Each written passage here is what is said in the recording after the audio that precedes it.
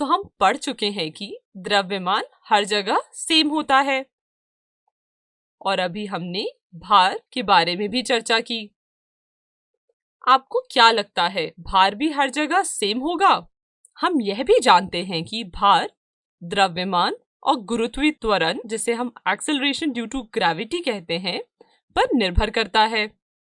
तो पहले देखते हैं कि क्या भार द्रव्यमान पर निर्भर करता है या नहीं।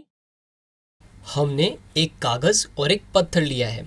हम दोनों को एक ही समय में छोड़ देंगे और दोनों के जमीन पर पहुंचने में लगने वाले समय को रिकॉर्ड करेंगे। हमने देखा कि जमीन तक पहुंचने के लिए पत्थर को कागज की तुलना में कम समय लगा। अब हमने वैक्यूम पंप की मदद से वैक्यूम बनाया है। अब हम हवा के अभाव में पत्थर और कागज दोनों को गिरा देंगे। हमने देखा है कि अब जमीन तक पहुंचने में एक ही समय लगा। हमने अभी देखा कि पत्थर पहले गिरा और पेपर कुछ देर बाद गिरा। पेपर वायु प्रतिरोध की वजह से कुछ देर बाद नीचे गिरेगा।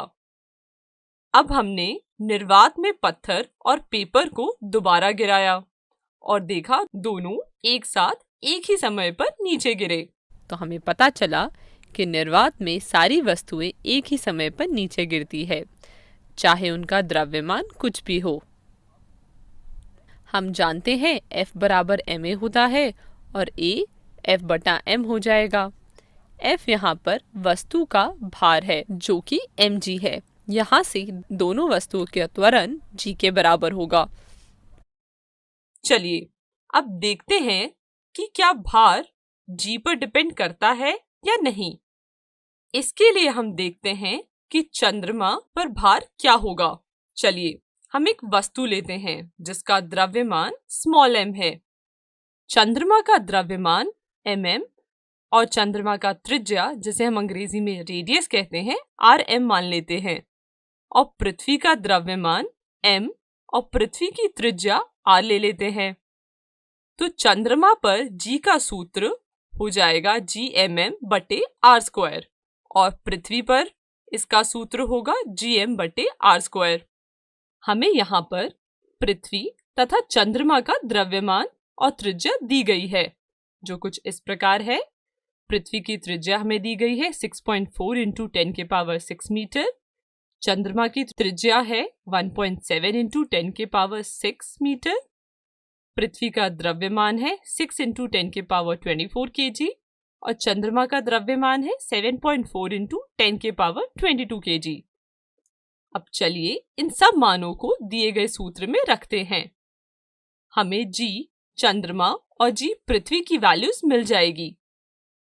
अब जब हम इन दोनों मानों को डिवाइड करेंगे, मतलब भाग देंगे, तो हमें g चंद्रमा बटे g पृथ्वी 1/6 मिलेगा।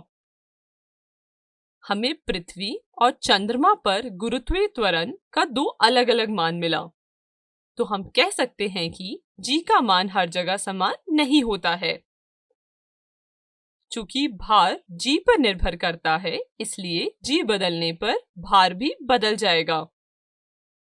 और इसी के साथ हमारे सवाल का जवाब भी मिल गया कि भार हर जगह समान नहीं होता है। चलिए अब हम किसी वस्तु का भार चंद्रमा पर निकालते हैं।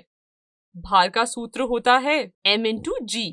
हमने अभी देखा कि g का मान चंद्रमा पर पृथ्वी के मान के 1/6 होता है और भार का सूत्र है m इंटू जी अर्थ बटे 6 हो जाएगा। यहाँ पर हमें मिल जाएगा चंद्रमा पर भार बराबर पृथ्वी पर भार बटे 6। वीडियो को रोकें और इसे अपनी कॉपी में लिख लें। चलिए अब द्रव्यमान और भार के बीच का अंतर को अपनी कॉपी में लिख लें। ये बहुत ही महत्वपूर्ण है।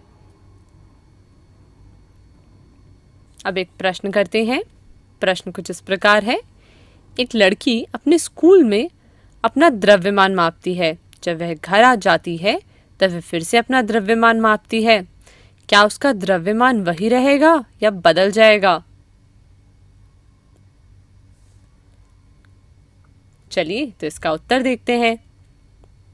हमने पढ़ा है कि द्रव्यमान हमेशा हर जगह नियत रहता है, मतलब कांस्टेंट रहता है, इसलिए लड़की का द्रव्यमान वही रहेगा। धन्यवाद।